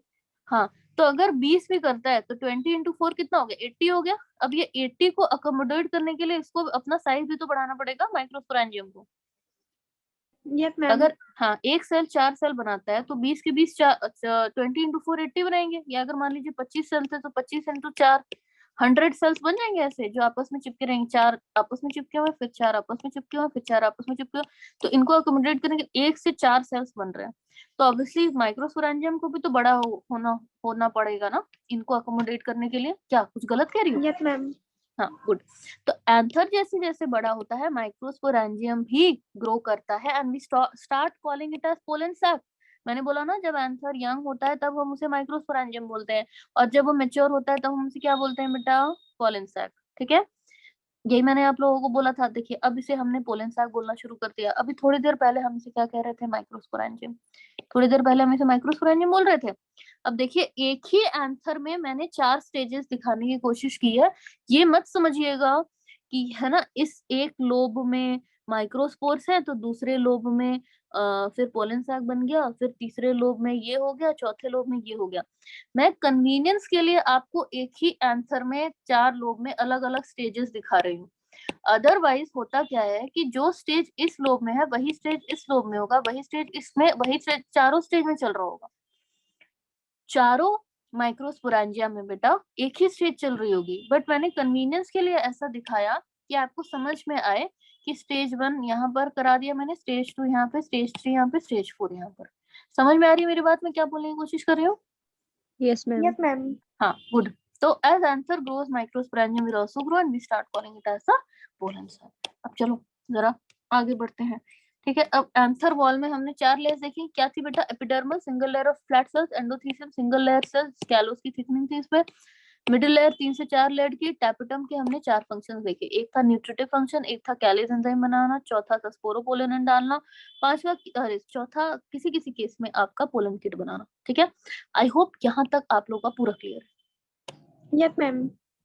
गुड। अब हम बना रहे हैं, हम माइक्रोस्पोरोजेनेसिस करने की कोशिश कर रहे हैं, यानी अब हम बनाएंगे पोलन ग्रेन। फाइनली अब हम process of formation of microspores पर आ गए। ठीक है, माइक्रोस्पोर्स की फॉर्मेशन यानी पोलन ग्रेन, माइक्रोस्पोर्स अंदर, फिर इससे आपका फाइनली पोलन ग्रेन बनता है। ये सारा चीज हम माइक्रोस्पोरोजेनेसिस में देखेंगे। Structures involve in the process, इसके माइक्रोस्पोरोजेनेसिस में कौन कौन से स्ट्रक्चर्स इन्वॉल्व है? पहले तो एंथर की 4 लेयर्स इन्वॉल्व है। 4 लेयर्स कौन कौन सी, एपिडर्मल, एंडोथेलियम, मिडिल लेयर और टैपिटम। ठीक है, माइक्रोस्पोरेंजिया जब हम एंथर यंग होता है तब हम उसे कहते हैं when anther is young and it is filled with compactly arranged cells called sporogenous cells और आर्की स्पोरियल सेल्स और व्हाटएवर, उसको हम कहते हैं माइक्रोस्पोरेंजियम। ठीक है, हम एनसीईआरटी की लाइंस एक बार देख लेंगे, उसके बाद आपको ये नोट्स और आसान लगेंगे। फिर पोलन सैक हम, हाँ बोलिए बेटा। Yes, ma'am. मैम मैच्योर होने के बाद पोलन सैक का यूज करेंगे। Very good. Pollen sac after a stage that is when anther become mature, these microsporangium are then called as pollen sac. The sac becomes bigger in size और compactly arranged, क्योंकि उसमें आपका 1 से 4 को एक से 4 सेल्स बन रहे हैं तो उनको भी तो अकोमोडेट करना है, ठीक है। Cells get space to be separated. When anther matures, size of microsporangium also increases. जब जब एंथर मैच्योर होता है, माइक्रोस्पोरेंजियम की भी साइज बढ़ती है। और स्पोरोजेनस सेल्स जो हैं, they also develop spaces between them although the size does not change. मतलब होता क्या है, कहने का ये मतलब है कि एंथर पहले छोटू सा था, यंग था तो इतना छोटा था, तो ऑब्वियसली ये एंथर ही छोटा है, तो इसका माइक्रोस्पोरेंजिया भी छोटा छोटा है। और इसके अंदर ना बहुत एकदम ठूस ठूस के भरे पड़े हैं आर्की, मतलब आपका जो स्पोरोजिनस सेल्स हैं, या जो अंदर में इसके हैं टैपेटम वॉल के अंदर। अब क्या हो रहा है, एंथर बड़ा हो रहा है, एंथर मेच्योर हो रहा है, तो उसके साथ आपका माइक्रोस्पोरेंजिया भी बड़ा हो रहा है। बट आपका जो ये अंदर का जो स्पोरोजिनस सेल्स है बेटा, उसकी संख्या में कोई बढ़ोतरी नहीं हो रही है, वो उतना ही है। तो पहले जहाँ ठूस ठूस के थे, अब थोड़ा उनको स्पेस मिल गया, अब ऐसे ऐसे थोड़ा दूर दूर रहेंगे। यही बात कहने की कोशिश कर रहा है ये लाइन। Yes, ma'am. Yes, हाँ, ma'am. जैसे आपकी फैमिली में 5 लोग हैं और 2 घरों का मकान है, तो उसमें आप लोग कंजेस्टेड रहते हो। फिर आप लोगों ने डिसाइड किया कि भैया बहुत दिक्कत हो रही है, तो आपने 4 कमरों वाले में किया। अब सबको एक एक कमरा मिलेगा, या फिर पहले जैसी दिक्कत नहीं होगी, अब ज्यादा स्पेशियस है। वही हाल इनके साथ हो रहा है, ठीक है ना। All the cells of sporogenous mass are capable of producing the microspores. यानी आपके माइक्रोस्पोरेंजिया के अंदर टैपेटल लेयर थी, उसके अंदर जो ये सेल्स थे ना, ये सारे cells, these are capable of producing क्या, माइक्रोस्पोर्स। माइक्रोस्पोर्स यानी बाद में जाके ये पोलन ग्रेन बनाने का सबके अंदर कैपेबिलिटी है। Not all of them give rise to microspores, but सबके अंदर कैपेबिलिटी है। अगर मान लीजिए 25 सेल्स हैं, तो सबके अंदर कैपेबिलिटी है कि ये आगे जाके पोलन ग्रेन बन जाए। बट होता क्या है कि सारे के सारे डिसाइड करते हैं कि हम सारे के सारे नहीं बनाएंगे पोलन ग्रेन, कुछ रह जाते हैं। क्या करते हैं वो, some of them degenerate and then degenerated mass is absorbed and utilized. इनमें से कुछ, मान लीजिए 25 सेल्स भरे पड़े थे, उनमें से 5 सेल्स ने डिसाइड किया कि हम आगे जाके पोलन ग्रेन नहीं बनाएंगे, हम उस प्रोसेस में भाग नहीं लेंगे। वो क्या होते हैं, डीजेनरेट हो जाते हैं, और उन 5 को अब्सॉर्ब कर लिया जाता है, और वो टिश्यूज में अब्सॉर्ब हो जाते हैं, न्यूट्रिटिव टिश्यू में अब्सॉर्ब हो जाते हैं, और फिर कुछ कुछ आपका आगे इनको न्यूट्रिशन देने के लिए इन वाले सेल्स को यूज किए जाते हैं। तो कैपेबिलिटी सबकी है, बट जरूरी नहीं है कि सारे के सारे आगे जाके पोलन ग्रेन बनाए, ठीक है। कुछ डीजेनरेट भी हो जाते हैं। क्या क्लियर है? Yes, ma'am. हाँ। अब cells inside pollen sac will give rise to microspores. Pollen sac के अंदर जितने भी सेल्स हैं, they will give rise to microspore, therefore we start calling these cells as MMC, यानी माइक्रोस्पोर मदर सेल। अब होता क्या है कि ये आपका जो माइक्रोस्पोरेंजिया है, माइक्रोस्पोरेंजिया के अंदर जो सेल्स हैं, ये सारे के सारे आगे जाके माइक्रोस्पोर्स बनाएंगे। तो ये सेल्स को माइक्रोस्पोर्स बना सकते हैं, इसीलिए हम इनको क्या बोलते हैं, माइक्रोस्पोर बनाने वाली मदर सेल है ये मेल पार्ट। लेकिन जननी, जैसे किसी भी चीज को जन्म देना, ये किसका काम होता है बच्चों, माँ का काम होता है ना। Yes, ma'am. हाँ, तो भले ही हम पोलन ग्रेन की बात कर रहे हैं, ये मेल पार्ट है, लेकिन पोलन ग्रेन में भी एक ऐसा सेल जो माइक्रोस्पोर्स को जन्म देने की कैपेबिलिटी रखता है, किसी चीज को जन्म देने की कैपेबिलिटी रखता है, इसलिए हम उसको कहते हैं माइक्रोस्पोर मदर सेल। मेरी बात समझ में आ रही है, क्यों मदर सेल क्यों बोल रहे हैं? कई बच्चों को कंफ्यूजन होता है कि मेल पार्ट की बात कर रहे हैं, पोलन ग्रेन की बात कर रहे हैं, तो मदर सेल कहाँ से आ गया, ठीक है। हम बायोलॉजी में ना ऐसा मानते हैं कि किसी भी चीज को जन्म देने का काम मदर का होता है, इसलिए हमने यहाँ पर माइक्रोस्पोर मदर सेल कर दिया। फीमेल में यही इसी चीज को हम मेगास्पोर मदर सेल कहेंगे, वो भी एमएमसी ही है। डिफरेंस है ये फर्स्ट एम में, यहाँ पे माइक्रोस्पोर मदर सेल है, वहां पे मेगास्पोर मदर सेल होगा, ठीक है। समझ में आ गया? ये जो अंदर पोलन सैक के अंदर जितने भी सेल्स है ना बेटा, उनके पास क्या कैपेबिलिटी है कि वो माइक्रोस्पोर्स को जन्म दे सके। माइक्रोस्पोर्स यानी पोलन ग्रेन, आगे चल के हम उन्हें पोलन ग्रेन ही तो बोलते हैं, ठीक है। माइक्रोस्पोर, पोलन ग्रेन को ही माइक्रोस्पोर्स बोलते हैं। माइक्रोस्पोर्स मतलब जिसका साइज छोटा हो, मेगास्पोर मतलब जिसका साइज बड़ा हो। फीमेल गिवन, बड़ा हो। हाँ, फीमेल्स को हम जनरली बोलते हैं ना, बड़ी है साइज में, तो मेगास्पोर उनको कहते हैं, माइक्रोस्पोर इनको कहते हैं। तो क्योंकि हर एक सेल माइक्रोस्पोर को जन्म देने का मादा रखता है, कैपेबिलिटी रखता है, इसलिए हम हर एक सेल को एमएमसी कहते हैं, माइक्रोस्पोर मदर सेल कहते हैं। क्या ये क्लियर है, या किसी को डाउट है? दोबारा बताऊं? No, ma'am. I have cleared. Ankita को क्लियर है बेटा, Nitika, Siya and Garima? Yes, ma'am. Clear. Yes, ma'am. Good. तो अब देखिए इसके अंदर माइक्रोस्पोरेंजिया था और इसके अंदर ऐसे भरे पड़े ये सेल, तो हमने इनको नाम दे दिया माइक्रोस्पोर मदर सेल, क्योंकि फ्यूचर में ये माइक्रोस्पोर बनाने की कैपेबिलिटी रखते हैं। अब इसमें से एक माइक्रोस्पोर मदर सेल को उठा के देखते हैं इसके साथ क्या होगा। तो एक microspore mother cell undergoes meiosis, मैंने आपको बोला था ना कि ये मियोसिस करेंगे to give rise to microspores. अब ये माइक्रोस्पोर बनाएंगे कैसे बेटा? मियोसिस करके। और जब मियोसिस होती है तो आप लोगों को पता है ना कि चार सेल्स बनते हैं। मियोसिस में 4 डॉटर सेल्स बनती है, माइटोसिस में 2 डॉटर सेल्स बनती हैं, ठीक है ना? Yes, ma'am. हाँ, तो अब इस एमएमसी में इस माइक्रोस्पोर मदर सेल में हो गया मियोसिस। मियोसिस हुआ और क्या बने बेटा? माइक्रोस्पोर टेट्राड, यानी 4 सेल्स बने। और ये चारों आपस से अलग नहीं है, ये आपस में जुड़े हुए हैं। किस वजह से जुड़े हुए हैं? कैलोस की वजह से जुड़े हुए हैं, ठीक है? कैलोस ने इनको चिपका के रखा है। तो उसके भी ना बहुत सारे तरीके हैं, देखिए बहुत सारे आपके माइक्रोस्पोर टेट्राड का शेप देखिए। ये एक ऐसा शेप भी हो सकता है जिसमें आपको तीन सेल्स आगे की तरफ दिख रहे हैं, 1 2 3। और जैसे मैंने बोला था ना सत्यमेव जयते में 3 लाइन आगे दिख रहे होते हैं, चौथा वाला पीछे दिख रहा होता है, इसलिए सिक्कों में आपको बस 3 लाइन आगे दिख रहा होता है, इसीलिए वो एक जो चौथा वाला है वो पीछे है, ठीक है? समझ में आ गया? 3 नहीं है, 4 ही है, एक पीछे है जो दिख नहीं Yes, रहा, ये ma'am. वाला। Yes, ma'am. ऐसे स्ट्रक्चर को हम टेट्राहेड्रल स्ट्रक्चर बोलते हैं, ठीक है? एक होता है आपका ये वाला स्ट्रक्चर, जब आपका ऐसे आपको चारों के चारों सामने दिख रहा है, ये वाला, इसको कहते हैं आइसोबायलैटरल। तीसरा भी ऐसे ही है, शेप अलग है, चारों के चारों मुझे सामने दिख रहे हैं, 1 2 3 4, इसको हम कहेंगे लीनियर टेट्राड, लीनियर है और 4 हमें दिख रहे हैं। चौथा हमें एफ शेप्ड डेक्यूसेट शेप भी बोलते हैं, एफ शेप्ड, ये ऐसा होता है। आई डोंट नो इसे एफ क्यों बोलते हैं, शायद ये ऐसा दिखने में लगता हो, मे बी एफ शेप, 1 2 3 4। तो यानी टेट्राहेड्रल को छोड़कर बाकी तीनों केसेस में हमने देखा कि हमें सेल्स साफ साफ दिख रहे हैं, 4 के 4, ठीक है ना बच्चों? Yes, ma'am.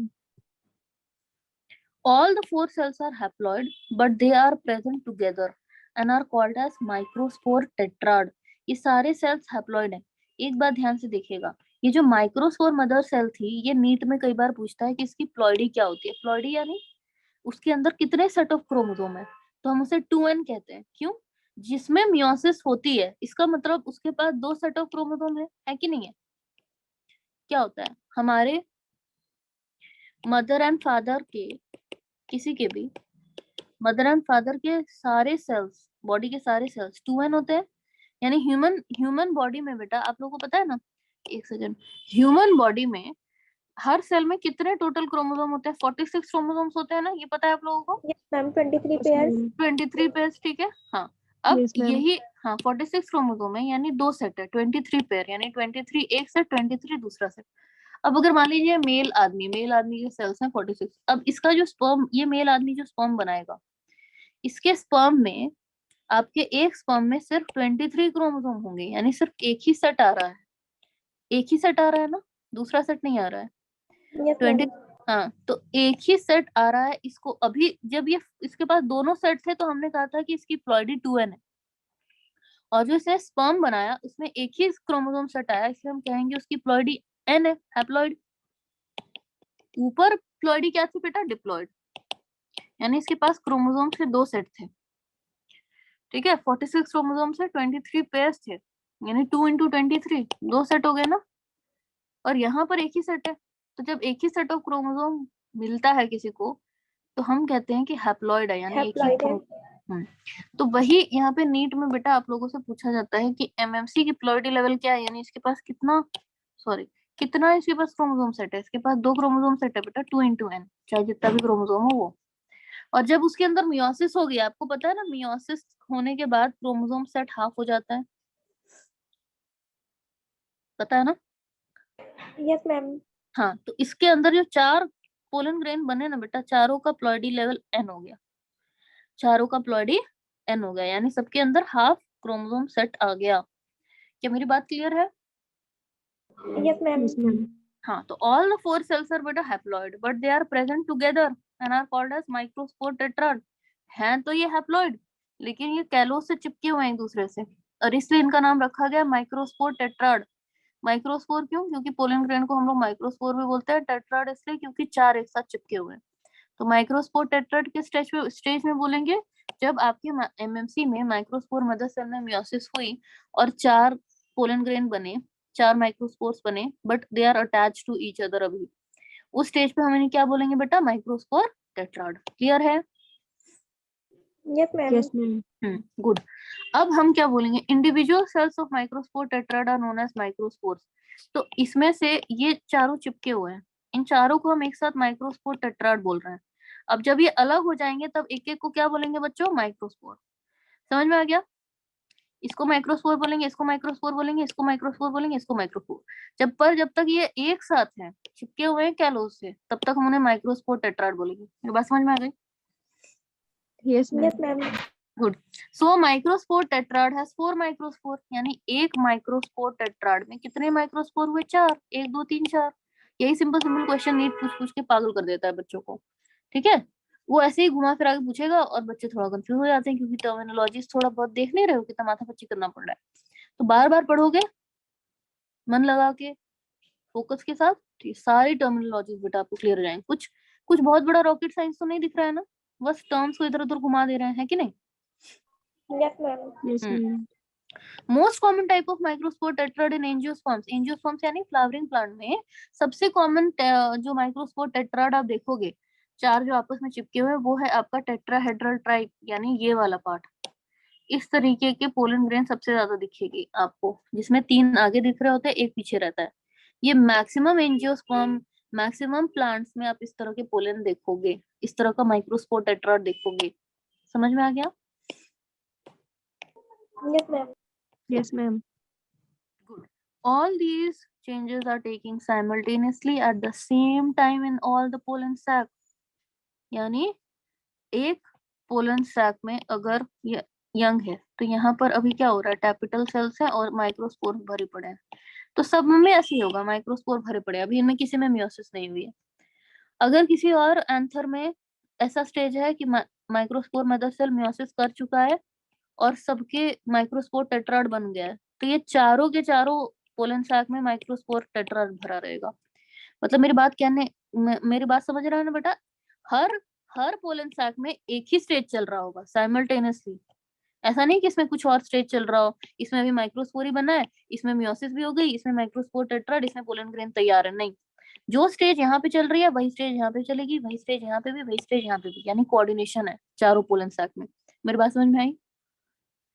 Yes, ma'am. ठीक है, तो माइक्रो यहाँ पर क्या लिखा है बेटा? All these changes are taking simultaneously at the same time in all the pollen sac. अगर एक पोलन सैक में कोई स्टेज चल रही है तो वही पोलन सैक बाकी के 3 में भी चलेगी।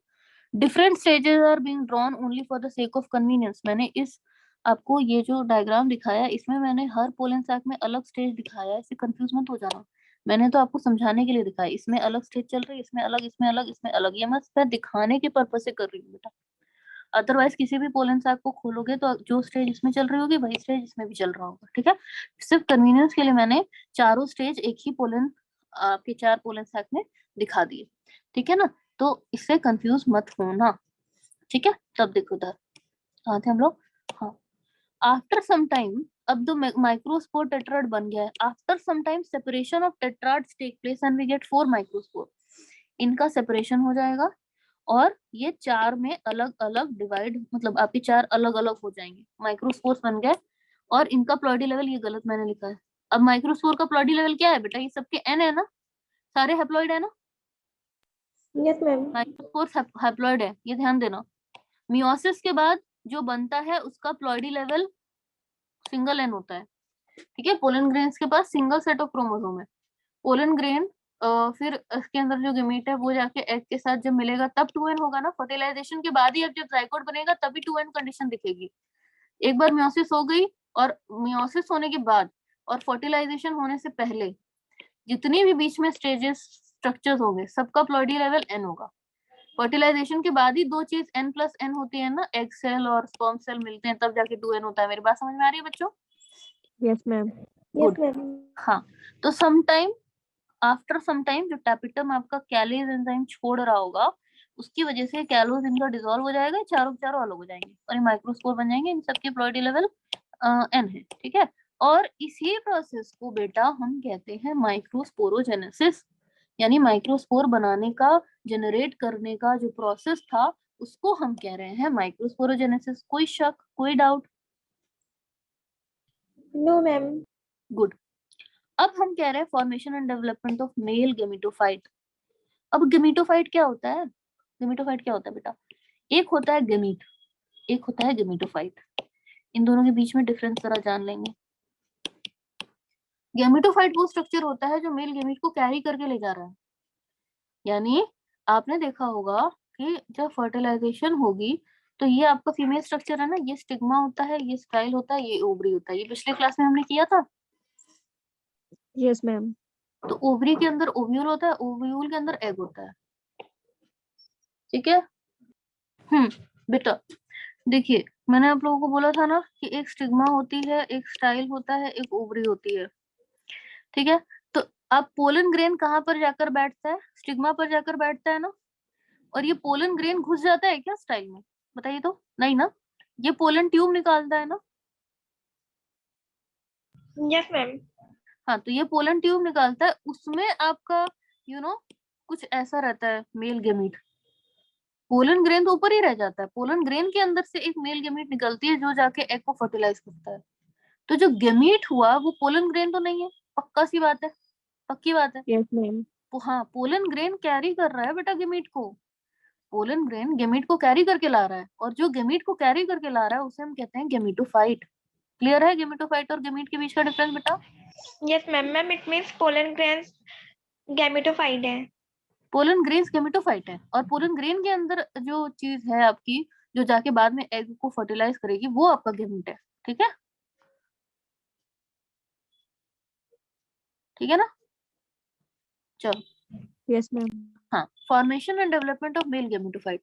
तो अब हम देखेंगे कि फॉर्मेशन, अभी माइक्रोस्पोर्स जो बने जिनको पोलन ग्रेन हम कहते थे, ये अभी सिर्फ माइक्रोस्पोर्स बने हैं। ठीक है, ये माइक्रोस्पोर्स हैं। ये कब पूरी तरीके से तैयार होंगे? जब टैपिटम इनके ऊपर स्पोरोपोलेनिन वगैरह डाल देगा, और भी बहुत कुछ इनके साथ होगा। जब ये पूरी तरीके से तैयार हो जाएंगे तब हम इन्हें कहेंगे फाइनल पोलन ग्रेन। अभी बस मियोसिस के बाद जो ये माइक्रोस्पोर टेट्राड बने, फिर इनके ऊपर टैपिटम ने कैलेज दे दिया, कैलेज देने से ये सब चारों अलग हो गए। अलग हो जाने के बाद हम इन्हें इंडिविजुअली अभी माइक्रोस्पोर बोल रहे हैं। बट अभी ये पोलन ग्रेन नहीं बने हैं बेटा, ये तैयार नहीं है अभी बाहर निकलने के लिए। अभी इनके ऊपर और काम करना है। इनके ऊपर ऐसे स्पोरोपोलेनिन डालेगा ना टैपिटम इनको बचाने के लिए, और भी बहुत कुछ होगा। जब ऐसा हो जाएगा तब हम फाइनली उनको पोलन ग्रेन बोलेंगे, और पोलन ग्रेन ही हमारा मेल गेमिटोफाइट है। तो ये मेल गेमिटोफाइट यानी पोलन ग्रेन की डेवलपमेंट या फॉर्मेशन को की कहानी जो है वो अब हम पढ़ने वाले हैं। मेरी बात समझ में आ गई? अभी तक माइक्रोस्पोर बने थे, अभी हम इनको पोलन ग्रेन नहीं कह सकते। अभी इसके ऊपर और काम होना बाकी है। तो माइक्रोस्पोर बनने की प्रोसेस को माइक्रोस्पोरोजेनेसिस बोलते हैं। अब ये माइक्रोस्पोर के ऊपर काम होगा तब हम इसे फाइनली पोलन ग्रेन या मेल गेमिटोफाइट कह सकते हैं। समझ में आ गई बात? Yes ma'am. Yes ma'am. Good. Formation and development of male gametophyte क्या हो गया बेटा? Male gametophyte is the pollen grain. ये तो मैंने आप लोगों को बता ही दिया था। Next we will talk about how from these microspores the pollen grains are formed. यानी माइक्रोस्पोर तो बन गए, बट अब हम इनको पोलन ग्रेन अभी नहीं कह सकते बच्चों, क्योंकि इनके ऊपर अभी कुछ और लेयर्स डलनी बाकी हैं।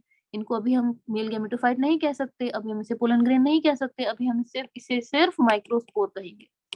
ठीक है, तो माइक्रोस्पोर से फाइनल पोलन ग्रेन बनने की कहानी देख लेते हैं कैसी होती है। तो मेल गेमिटोफाइट यानी पोलन ग्रेन। आपसे कभी भी पूछे कि प्लांट्स में मेल गेमिटोफाइट क्या होता है बच्चों? Pollen grain. कभी भी पोलन ग्रेन को गमीट मत बोलना, ठीक है ना? Pollen grain is not the gamete. Pollen grain तो कैरी कर रहा है गमीट को, इसलिए पोलन ग्रेन हमारा गेमिटोफाइट हुआ। The part of plant which helps in production of male gamete, यानी पोलन ग्रेन हेल्प कर रहा है अंदर में मेल गेमीट बनाने के। वो गेमीट नहीं है, वो नहीं जाके फ्यूज कर रहा है एग से, है ना? वो तो पोलन ट्यूब निकाल रहा होता है, वो जाके फ्यूज कर रहा होता है, तब हम उसे मेल गेमीट कहते हैं। But pollen grain male gametophyte है, और वो किसमें हेल्प कर रहा है? Production of male gamete. यानी मेल गेमीट तो कुछ और ही है। Male gamete is formed inside the pollen grain, that is why we call the pollen grain as the male gametophyte. अब हुआ क्या? माइक्रोस्पोर मदर सेल जिसकी प्लॉइडी 2n थी, उसमें मियोसिस हुई, मियोसिस से आपके माइक्रोस्पोर टेट्राड बने, और उस माइक्रोस्पोर टेट्राड पे जब टैपिटम ने कैलेज डाला तो ये सारे अलग हो गए। और जब अलग हो गए तब हमने इन्हें बोला माइक्रोस्पोर्स, पर हम अभी इसे पोलन ग्रेन नहीं बोल सकते। पोलन ग्रेन बोलने के लिए इनके ऊपर और कुछ चढ़ाना बाकी है, वो क्या है? माइक्रोस्पोर। बेटा इस माइक्रोस्पोर का अपना प्लाज्मा मेम्ब्रेन होगा, ये एक सेल है, और आपको पता है किसी भी सेल के पास सेल मेम्ब्रेन तो होती ही होती है ना? Yes ma'am. हाँ, अब इसके ऊपर टैपिटम सिक्रीट कर देगा एक्साइन। एक्साइन क्या होता है? Outer wall. ठीक है, there are two layers over plasma membrane, intine and exine. देखिए जैसे ये माइक्रोस्पोर है, इसके ऊपर एक लेयर बनेगी इंटाइन की, यानी इनर इनर लेयर, और एक लेयर बनेगी एक्साइन की, ये आउटर लेयर है। तब जाके इसे हम फाइनली कह पाएंगे पोलन ग्रेन। ठीक है, तो अभी देखो माइक्रोस्पोर कह रहे हैं, microspore has its own plasma membrane and now tapetum secretes exine over it. There are two layers over plasma membrane. जो माइक्रोस्पोर की प्लाज्मा मेम्ब्रेन है ना बच्चों, उसके ऊपर दो लेयर होती है, एक इंटाइन एक एक्साइन। ठीक है, दो लेयर है, इंटाइन एंड एक्साइन। अब इंटाइन क्या, देखिए इंटाइन तो सिंपल सी लेयर है, डाल दिया उसको, और एक्साइन है हमारा ये स्पोरोपोलन है। इंटाइन किससे बना हुआ है? सेल्यूलोज और पेक्टिन का बहुत ही थिन मेम्ब्रेन है ये। इंटाइन जो है अंदर वाली जो लेयर है, इंटाइन मतलब अंदर, एक्स एक्सिट एग्जिट या आउटर को हम एक्साइन कहते हैं। ठीक है, तो एक्साइन आपका बाहर का लेयर है, तो आउटसाइड इट इज एक्साइन, अंदर वाला इंटाइन, बाहर वाला एक्साइन। एक्साइन किसका बना है बच्चों? स्पोरोपोलन। ये मैंने आपको बोला था ना, most resistant substance in the living world. हाँ जी, Yes, and it ma'am. Is, हाँ it is secreted by tapetal cells, ये हम पहले ही पढ़े रखे हैं। स्पोरोपोलेनिन बेटा is one of the most resistant organic substances known to the mankind. ये सबसे ज्यादा, मैनकाइंड ने आज तक इससे ज्यादा रेजिस्टेंस कोई चीज नहीं खोजी है। ठीक है, तो एक्साइन क्या है बेटा? आप देखोगे कि वो इरेगुलर आउटर सरफेस है। इरेगुलर का मतलब, आप देखो इधर, अगर रेगुलर होता तो ये ऐसे, मान लीजिए कोई भी सेल है, इसके ऊपर कुछ भी रेगुलर चढ़ा होता, ऐसी एक लेयर का चढ़ा होता तो हम इसे रेगुलर बोलते हैं, पर ये रेगुलर नहीं है। आप देखो ये कैसे कर रहा है, ये ऐसे ऐसे है ना, इरेगुलर है ना, ऐसे ऐसे ऐसे करके, तो इरेगुलर सी चीज है। तो एक्साइन बेटा इरेगुलर है। ठीक है, एक्साइन हमारी इरेगुलर है। Final structure of pollen grain, final structure of pollen grain is nothing, यानी माइक्रोस्पोर से पोलन ग्रेन बनने के सफर में क्या डिफरेंस है? माइक्रोस्पोर हम इसको कह रहे हैं, और फिर हम इसे पोलन ग्रेन कब कहने लगते हैं? जब माइक्रोस्कोप स्पोर के ऊपर इंटाइन और एक्साइन चढ़ जाए, बस यही डिफरेंस है माइक्रोस्पोर और पोलन ग्रेन में। Final structure of pollen grain is nothing but intine and exine secreted over microspore. Microspore के ऊपर इंटाइन और एक्साइन डाल दिया, बन गया pollen grain. Microspores and pollen grain both are haploid. Pollen grain हमारी हैप्लॉइड है, माइक्रोस्पोर भी हैप्लॉइड थी, प्लॉइडी लेवल थोड़ी चेंज हो जाएगी, बस माइक्रोस्पोर के ऊपर दो लेयर डाल दिए इंटाइन और एक्साइन के। ठीक है ना, समझ में आ गया बेटा? Yes ma'am. Yes, ma'am. अब देखिए, एक बात बच्चों के दिमाग में आती होगी कि अच्छा बताइए तो, ये जो पोलन ट्यूब निकल रहा था मैम, ये जो पोलन ट्यूब निकल रहा था, ये कैसे निकल पाएगा जब ये इसके ऊपर इतना कड़ा सा चीज एक्साइन लगा हुआ है? तो ये तो किसी को, ये तो इतना कड़ा है कि ये किसी चीज को आर पार ना होने दे। तो बेटा उसकी भी, इसके लिए भी प्रकृति ने कुछ चीजें कर रखी हैं। देखिए तो जरा क्या कर रखी है, ये देखिए, ये आपका माइक्रोस्पोर है, इसके ऊपर एक लेयर मैंने चढ़ा दी इंटाइन की, इंटाइन की लेयर चढ़ा दी, फिर मैंने एक लेयर चढ़ा दी एक्साइन की। एक्साइन मैंने ऐसे चढ़ाया, एक्साइन मैंने कुछ ऐसे चढ़ाया कि बीच बीच में मैंने ऐसे खाली जगह ही छोड़ दी। ये आपको खाली जगह दिख रहा है, ये आपको खाली जगह दिख रहा है, ये आपको खाली जगह दिख रहा है, ये आपको खाली जगह दिख रहा है। Yes, ma'am. इसी खाली जगह से बेटा पोलन ट्यूब निकलती है, स्टिग्मा में, स्टाइल में घुसती है, इसी खाली जगह से। ठीक है, तो ऑब्वियसली फोर पोलन तो इतना कड़ा है तो वो तो किसी को अंदर बाहर भी ना करने दे, पर इसी जो जिस एरिया से आपका पोलन ट्यूब निकलता है, क्योंकि एक्साइन पूरा रेगुलरली यूनिफॉर्मली इसके ऊपर नहीं बनाया जाता, बीच में स्पेसेस छोड़ दी जाती हैं, तो जिस एरिया से आपका ये पोलन ट्यूब इमर्ज होता है, जर्मिनेट करता है, उस एरिया को हम जर्म पोर बोलते हैं। ठीक है, समझ में आ गया? क्लियर है? Yes ma'am. चलो, अरे क्या हुआ? तो देखो बेटा यहाँ पर क्या हुआ, microspores and pollen grain both are haploid. Changes taking place inside a pollen grain. Each microspore had a haploid nucleus. So pollen grain also has a haploid nucleus in the beginning. क्या, एक बात बताइए, microspore mother cell 2n थी, जब उसमें meiosis हुआ तो 4 sales बने उससे, सब n n n n, यानी इन सब के पास, जो माइक्रोस्पोर थे उन सब के पास एक एक सेट ऑफ क्रोमोसोम है कि नहीं है? Yes, ma'am. और वो जो क्रोमोसोम है, सेट ऑफ क्रोमोसोम है, वो कहाँ पर है? यानी पोलन ग्रेन के पास भी अपना एक न्यूक्लियस है, इसके अंदर एक सेट ऑफ क्रोमोसोम है कि नहीं? इसके पास न्यूक्लियस होगा तभी तो, न्यूक्लियस के अंदर ही तो जेनेटिक मटेरियल होता है। तो बेटा एक माइक्रोस्पोर के पास हैप्लॉइड न्यूक्लियस, यानी उसके न्यूक्लियस के पास एक सेट ऑफ क्रोमोसोम है। तो माइक्रोस्पोर के पास हैप्लॉइड न्यूक्लियस, तो पोलन ग्रेन के पास भी हैप्लॉइड न्यूक्लियस, क्योंकि माइक्रोस्पोर और पोलन ग्रेन में कोई डिफरेंस थोड़ी है, बस पोलन माइक्रोस्पोर के ऊपर इंटाइन और एक्साइन डाल दिया, उसी से वो पोलन ग्रेन बन गया, इससे उसकी प्लॉइडी तो नहीं चेंज हो गई ना। हैप्लॉइड माइक्रोस्पोर था, पोलन ग्रेन भी हैप्लॉइड है। Now this pollen grain undergoes one mitotic division, यानी अब क्या होगा, वो जो न्यूक्लियस था ना आपके पास, ये न्यूक्लियस जो था ये माइटोटिक डिवीजन करेगा। माइटोटिक डिवीजन में क्या होता है, एक से दो सेल्स हो जाते हैं, तो यहाँ पे आपको दो न्यूक्लियाई दिखने लगेंगे, 2 न्यूक्लियाई दिखने लगेंगे। और ये क्या हो रहा है बच्चों, यहाँ पे साइटोकाइनेसिस नहीं हो रही, बस शुरू में क्या होगा, कैरियोकाइनेसिस होगी। क्या होगी, जो माइक्रो आपका जो पोलन ग्रेन है उसके अंदर क्या हो रहा है बच्चों, पोलन ग्रेन के अंदर आपका एक न्यूक्लियस था, वो न्यूक्लियस डिवाइड करके 2 बन गया। कैरियोकाइनेसिस होगी ना, जब न्यूक्लियस डिवाइड करके मल्टीप्लाई करता है, डिवाइड करके जब अपना संख्या बढ़ाता है, तो उस प्रोसेस को हम कैरियोकाइनेसिस कहते हैं।